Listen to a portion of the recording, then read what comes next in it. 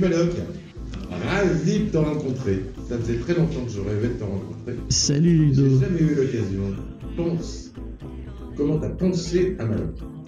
Alors, d'abord, un écrivain, c'est un laborieux. C'est quelqu'un qui bosse et qui souffre en se faisant. Et donc, si tu n'aimes pas écrire, autant choisir tout à fait autre chose. Non seulement pour la récompense, qui, comme on le sait, est rarement au rendez-vous, mais parce que c'est vraiment une démarche pénible et complexe. Alors, ne fantasmons pas sur l'écrivain en plein vent qui est inspiré par des muses. En amont, comme tu disais, il y a une mise en scène très importante. Parce que j'aime à ce que mes bouquins aient au moins 3 niveaux. Il y a un niveau narratif, parce que je pense qu'il y a une certaine noblesse à se donner l'obligation de raconter quelque chose, en ayant le devoir de passionner son lecteur. Deuxièmement, faire œuvre d'écriture. C'est-à-dire d'avoir un style propre, que l'on a construit en écrivant, en se relisant, en respectant ses propres métaphores obsédantes, en se nourrissant de ce qu'on écrivait, en se nourrissant aussi de ce qu'on lit. Mais il faut qu'à un moment donné apparaisse un style, un son, une musique qui t'est personnelle, une façon d'écrire qui est unique, qui fait que quelqu'un qui lit une demi-page ou 4 phrases de toi va dire ah, c'est Maloc. Or, ça, c'est perdu.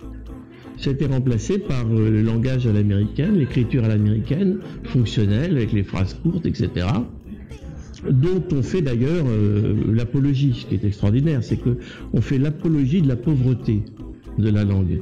Et il y a une syntaxe aussi, il y a une musique auquel je tiens, c'est-à-dire qu'à un moment donné, je me suis posé la question si je pouvais continuer comme ça, parce que les premiers livres que j'ai écrits, que j'ai pas encore sortis, je ne sais pas si je sortirai un jour, sont extrêmement poétiques, extrêmement musicaux, à un point tel que le style va oblitérer, va ralentir la narration. Et là, c'est là où il faut s'arrêter. Il ne faut pas que le style nuise à la fluidité de la narration.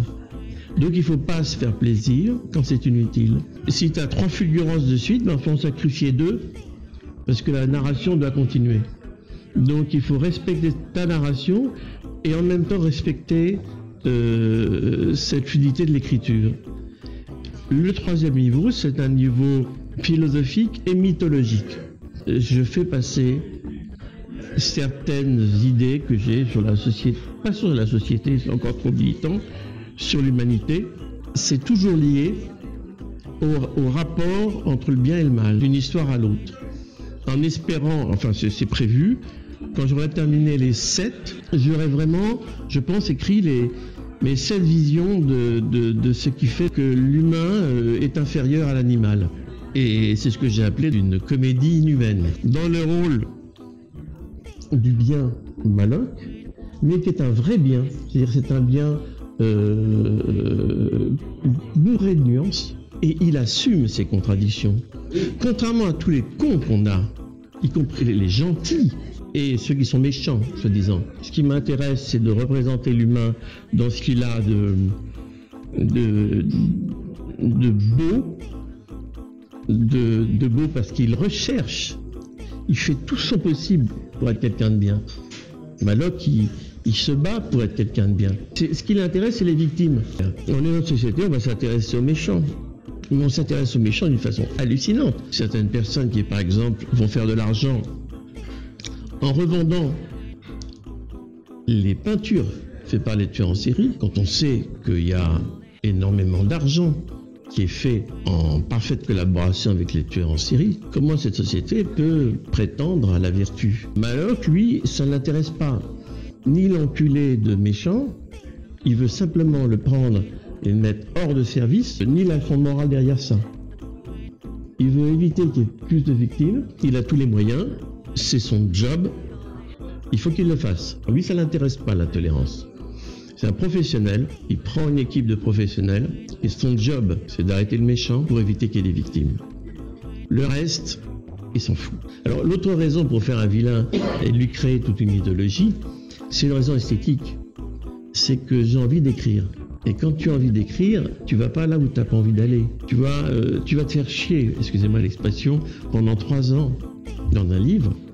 Autant choisir les lieux, autant choisir les concepts, autant choisir les acteurs. Et avant Les Hirondelles, j'ai réfléchi, tiens, mais où est-ce que ça peut se passer? Et puis j'avais envie d'aller à Saint-Domingue. Donc j'ai dit, bon, ça va se passer à Saint-Domingue. Je suis parti à Saint-Domingue avec ma femme et mes fils. Et puis je me suis baladé dans le village avec un traducteur pour essayer de trouver tous les faits, parce que là-bas c'est très difficile. Il n'y a pas du tout des livres historiques sur ce qui s'est passé. Et pourquoi? Parce que j'avais envie de raconter ça, j'avais envie d'être là. Tant qu'à faire, on ne va pas partir dans un délire où on n'a pas envie d'aller. Quand on voit le nombre de livres, polars notamment, et où c'est la même narration, le même coup de banque, la même arrestation, le même kidnapping, qu'est-ce qui fait qu'au départ, tu as envie de recommencer à raconter la même histoire? Si j'ai pas une histoire extraordinaire, je ne commence pas. Pour tu parles des hirondelles, j'ai commencé par le pitch. J'étais dans une piscine et j'ai eu cette idée d'un type qui se faisait arrêter et qui disait vous venez de tuer le mec, et qui disait je l'ai tué parce qu'il m'avait tué. Le dernier dans Parcimonie, pourquoi j'ai mis l'inondation? L'image, si tu veux, la métaphore de l'eau qui monte correspond à la métaphore de ce personnage qui fait répandre de plus en plus de sang et de violence. Donc très bien, mais je ne l'ai pas fait exprès au début. J'ai mis l'eau simplement parce que j'avais déjà décrit Paris, ce qui est un grand plaisir pour moi, mais qu'en aucun cas je voulais recommencer. Donc il faut absolument qu'il se passe quelque chose. À un moment donné, ça m'est venu. C'est-à-dire Paris complètement sous l'eau, avec les bâtiments qui flottent, Notre-Dame comme un vaisseau, etc. Et je pense important que les gens retrouvent leurs pantoufles dans un bouquin. Donc, mes pantoufles, c'est Amédée Maloc, son équipe et le 13. Et comme je donne ça à mon lecteur, je me permets de raconter ce que je veux autour. Je vous donne ça comme élément de retrouvailles. Et maintenant, clac, c'est parti et on y va. Et ça peut partir au Moyen-Âge parce que je me suis quand même... C'est pareil, Pancrace, je me suis dit à un moment donné, j'aimerais bien écrire à l'ancienne. Figure-toi que Pancrace, dans sa première version, toutes les parties qui se passaient au Moyen-Âge étaient écrites en vieux français. Et puis quand je me suis relu plusieurs fois, je me suis dit putain non, là tu vas beaucoup trop loin, la fluidité de lecture, ça fonctionnera pas, les gens vont freiner, et c'était normal, donc j'ai réécrit en mettant des termes, si tu veux, moyenâgeux. Voilà, dès que tu arrives en 1492, paf, avec la peste, etc., tu es immédiatement dans cette écriture. Moi, j'ai vraiment envie de plaire au lecteur, mais j'ai envie de lui plaire sans aucune concession. Et puis derrière, si tu veux, il y a ce qu'on appelle un message, il y a tout ce que j'ai envie de raconter, mais c'est dissimulé derrière la narration. Si j'ai envie de dire ce que je pense de la vie, de la société ou n'importe quoi, mais ce sera codé à travers une narration. Et je pense que cette narration, pour moi, c'est, encore une fois, c'est la noblesse de l'écrivain. Monsieur Maloc, merci beaucoup à toi. Mais je vous en prie. Un grand merci. Mais merci à toi. Un vrai plaisir.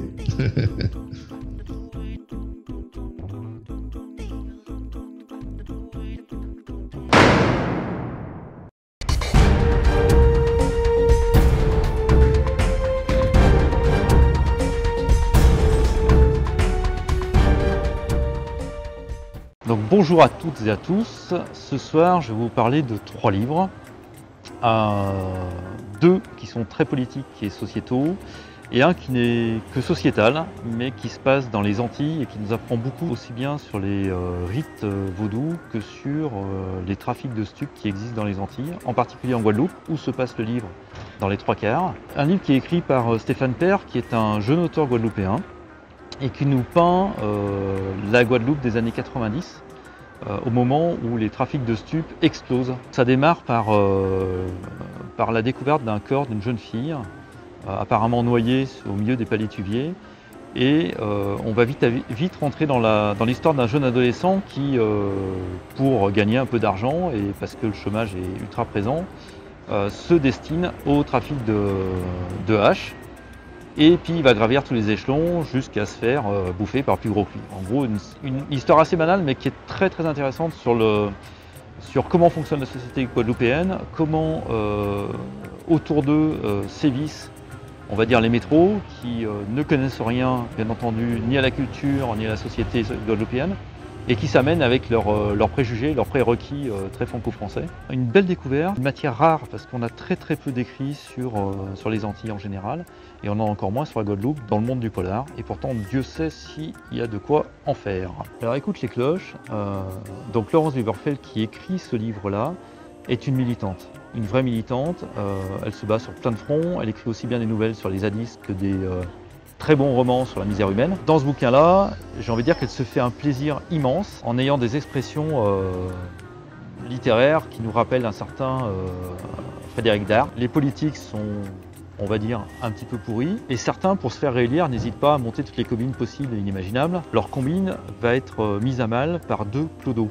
Donc c'est assez marrant parce que c'est comment deux pauvres cloches, en fait, parce qu'ils vont être au fait d'une scène, vont se dire qu'il y a peut-être moyen de monter un coup et de faire chanter des politiques. Chaque chapitre est une vignette d'un personnage qui débarque dans l'histoire, une vignette successive de notre société aujourd'hui, et comme je disais, avec cet aspect très militant. Enfin, moi, ça fait partie des bouquins que j'adore parce que on décrit un truc hyper noir et on se fend la gueule à peu près tout le long.